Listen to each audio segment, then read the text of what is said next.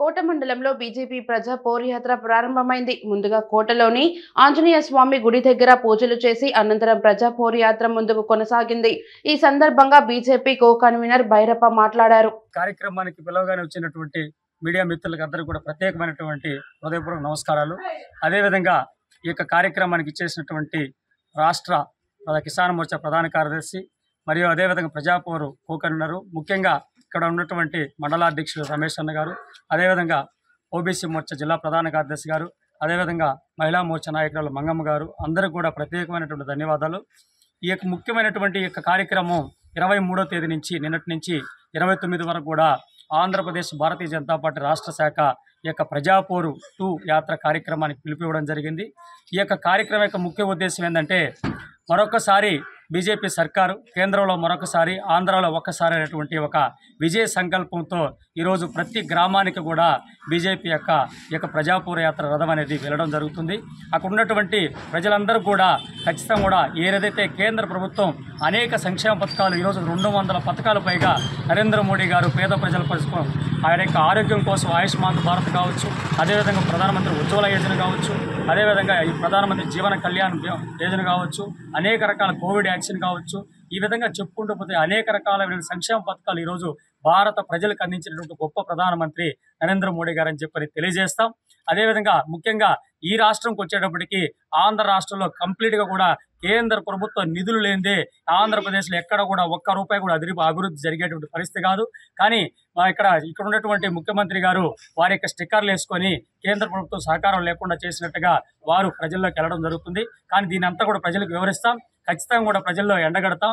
అదేవిధంగా ఈ యొక్క రాష్ట్ర ప్రభుత్వం చేస్తున్నటువంటి వైఫల్యాల్ని ప్రజలకు వివరించి రానున్నటువంటి 2024 ఇంకొక నెల రోజుల్లో జరుగుతున్న సార్వత్రిక ఎన్నికల్లో మరొకసారి బీజేపీ సర్కార్ కేంద్రంలో రావడం అనేది తథ్యం కాబట్టి 370 సీట్లు పైగా ఈరోజు కేంద్రంలో బీజేపీ ప్రభుత్వం అనేది ఏర్పడడానికి సన్నాహం అవుతుంది. కాబట్టి ప్రజలందరూ కూడా ఆశీర్వదించాల్సిందిగా వారిని ప్రజలందరూ కూడా కోరడానికి, ఇక్కడ ఉండేటువంటి ప్రజలందరినీ కూడా ఆకర్షించడానికి ఈ యొక్క కార్యక్రమాన్ని జాతీయ పార్టీ ఏర్పాటు చేయడం జరిగింది.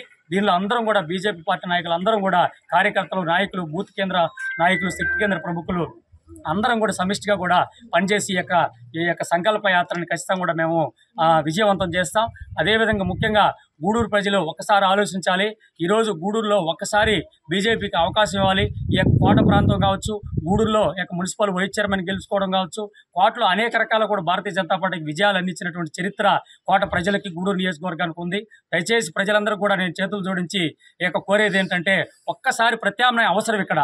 ఎందుకంటే ఇక్కడ ఉండేటువంటి 2 పార్టీలు పూర్తిగా కూడా ప్రజలను దోచుకుంటున్నాయి. ఆ రోజుటికి నేను స్థానికుల్ని, నాదే అభివృద్ధి అని చెప్పని అనే పేరుతో ముందుకు వస్తున్నారు. స్థానికులుగా అనేది ప్రజల మనసుల్లో, ప్రజల యొక్క మనసులను అభివృద్ధిని చూపించాలి. కానీ నియోజకవర్గంలో ఊరికే నేను స్థానికులు అని చెప్పుకుంటే కుదరదు. అదేవిధంగా ఇప్పుడున్నటువంటి ప్రజెంట్ ఎమ్మెల్యే అయితే అభివృద్ధి అసలు నాదే పూర్తిగా అంటున్నాడు. ఆయన చేసినటువంటి యొక్క సంక్షేమ కార్యక్రమాలు ఏదైనా సరే, హాస్పిటల్ కావచ్చు, మార్కెట్ కావచ్చు, అన్నీ కూడా కేంద్ర ప్రభుత్వ నిధులతో మాత్రమే ఈరోజు గూడూరు నియోజకవర్గంలో జరిగినటువంటి అభివృద్ధి అని చెప్పి తెలియజేస్తా ఉన్నా. కాబట్టి ప్రజలందరూ కూడా దీన్ని గమనించాలి. ఒక అవకాశం భారతీయ జనతా పార్టీకి గూడూరు నియోజకవర్గంలో ప్రత్యామ్నాయ రాజకీయ పార్టీ ఉంటేనే మిగతా ఉండేటువంటి అధికార పక్షం కావచ్చు, మిగతా ఉండేటువంటి ప్రత్యామ్నాయ పార్టీలు కావచ్చు మాట వింటాయి. ఖచ్చితంగా ప్రజలకు జవాబుదారితనంగా ఉంటారు. కాబట్టి ప్రజలందరూ కూడా ఒక్కసారి ఆలోచించి, వివేకవంతులు, ఈరోజు నరేంద్ర మోడీ గారు అంటే తెలియనటువంటి వారు ఎవరు లేరు. కాబట్టి రానున్న సార్వత్రిక ఎన్నికల్లో ఒక్క అవకాశం బీజేపీకి మీరు గూడూరు నియోజకవర్గంలో ఒక ప్రత్యామ్నాయ రాజకీయ శక్తిగా అడుగుతా ఉన్నాం. కాబట్టి ఆ అవకాశం ఇస్తారని చెప్పని మీ అందరం కూడా విజ్ఞప్తి చేసి కోరుకుంటా ఉన్నాం.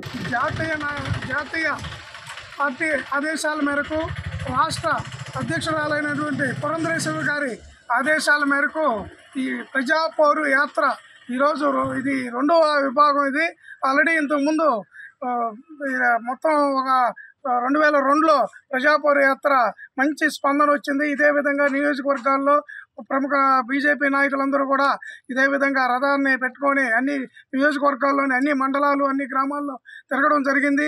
అదేవిధంగా రాబో ఎలక్షన్లో మళ్ళీ 3వ మారి ప్రధానమంత్రి మోడీ గారిని చేసుకునే ఉద్దేశంతో ఈరోజు ఈ భారతదేశం అంతా కూడా విజయయాత్రలు, ప్రజాపోరు యాత్రల పేర్లతో ఒక్కొక్క రాష్ట్రంలో ఒక్కొక్క విధంగా ఈ విధంగా ప్రజాపోరు యాత్రలు జరుగుతున్నాయి.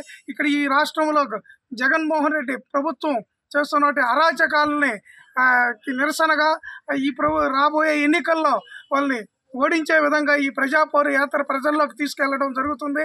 ఈరోజు జగన్మోహన్ రెడ్డి గారు ఒక చేత్తో బటన్ నొక్కుతూ ఒక చేత్తో దోచుకుంటూ ఈరోజు ప్రజల్ని నానా హింసలకు గురి చేస్తూ రైతుల్ని వెన్ను విరుస్తూ రైతులకు ఎలాంటి సహాయం చేయకుండా కరువు వచ్చినప్పటికీ వరదలు వచ్చినప్పటికీ ఇంతవరకు ఒక్క రూపాయి సహాయం అందలేదు. కేంద్ర ప్రభుత్వం నుంచి లక్షలాది రూపాయలు కోట్లాది నిధులు ఇస్తున్నప్పటికీ ఇన్పుట్ సబ్సిడీలతో అయితేనేవి కరువు నిధులైతేనేవి వరద నిధులైతేనేవి లక్షల కోట్ల రూపాయలు ఈ రాష్ట్రానికి ఇచ్చినప్పటికీ ఇంతవరకు ఒక్క రైతుకు కూడా ఒక్క రూపాయి ఇచ్చిన దాఖలు లేవు. అదేవిధంగా రైతులకు ఇన్సూరెన్స్ చేయాల్సి ఉంటే ఇంతవరకు ఒక్క రూపాయి రైతు కట్టకపోవడం వల్ల కరువులో ఎలాంటి క్లెయిమ్స్ రైతులకు లబ్ధి చేకూరలేదు. అదే వరదల కారణంగా నష్టపోయిన పంటలకు కూడా ఎలాంటి ఇన్సూరెన్స్ క్లెయిమ్స్ రాలేదు. దీనికి కారణం జగన్మోహన్ రెడ్డికి కట్టాల్సినటువంటి ఇన్సూరెన్స్ డబ్బులు నా కంపెనీలు కట్టకపోవడం వల్ల ఈరోజు లక్షలాది రూపాయలు ఒక్కొక్క రైతు నష్టపోవడం జరిగింది. ఈ విధంగా రైతులకు పంటలకి పండించిన పంటలు అమ్ముకుంటే దానికి ఒడ్లకు రావాల్సిన డబ్బులు కూడా ఈరోజు ఇవ్వకుండా సాచారం చేస్తున్నారు. కాబట్టి ఇదే విధంగా పేద ప్రజలను దోచుకోవడం, ఎక్కడ ఖనిజ సంపదను మొత్తం కూడా దోచుకోవడం, ఈ విధంగా దోచుకునే కార్యక్రమంలో ఉన్నాడు. అదేమంటే నేను బటన్ నొక్కాను ప్రజలకు సేవ చేస్తున్నాను, ఏ సేవ లేదు, అంతా దోచుకునే ఒకే సేవ. కాబట్టి ఈ ప్రభుత్వానికి పారదోరాలనే ఉద్దేశంతో భారతీయ జనతా పార్టీ తరఫున నిలబడే అభ్యర్థులందరినీ బలపరిచి ప్రజలందరూ గెలిపిస్తారని, అదేవిధంగా రాబోయే రోజుల్లో ఏదైనా అలయన్స్లు ఉన్నప్పటికీ అలయన్స్ అభ్యర్థులను కూడా గెలిపించాలని పార్టీ కేంద్ర నాయకత్వం, రాష్ట్ర నాయకత్వం ఏ నిర్ణయం తీసుకుంటే ఆ నిర్ణయానికి పార్టీ కార్యకర్తలు, నాయకులు కట్టుబడి రాబోయే ఎన్నికలలో వైఎస్ఆర్సీపీ గుణపాఠం చెప్పాలని కోరుకుంటూ సెలవు తీసుకుంటాం.